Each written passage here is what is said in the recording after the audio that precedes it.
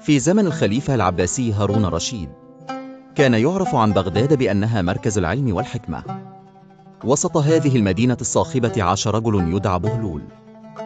كان بهلول في الأصل رجلا معروفا بفطنته وحكمته، لكنه اتخذ مسار الجنون الطوعي للإفلات من قيود السلطة الظالمة. ذات يوم، كان هارون الرشيد الخليفة نفسه يتجول في السوق مرتديا زيا يخفي هويته. رأى بهلول يقف في ساحة السوق محاطا بالناس يروي قصصا غريبة ويضحك. أثار بهلول فضول الخليفة فقرر الاقتراب والاستماع.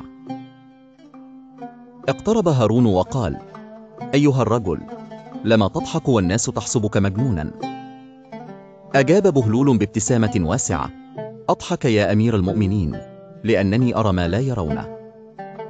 أدرك هارون أن وراء هذا الجنون حكمة. في يوم آخر، دعا هارون بهلول إلى مجلسه، وقدم له صينية مملوءة بالذهب والفضة، قائلا: هديتي لك يا بهلول.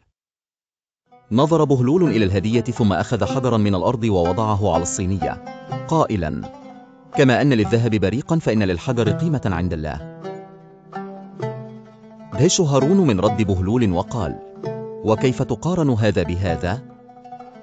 أجاب بهلول بصراحة: القيمة الحقيقية ليست في الثراء، بل في استقامة النفس. تعمقت معرفة الرشيد ببهلول أكثر فأكثر، وبدأ يأخذ برأيه.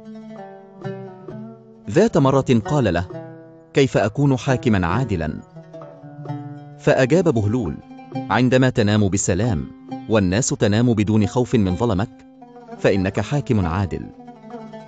أدرك هارون أن بهلول لم يكن مجنونا بل حكيما متخفيا وراء قناع الجنون. وهكذا من خلال المواقف العديدة التي مر بها كل من بهلول وهارون، تعلم الخليفة أن يرى العالم بشكل أعمق.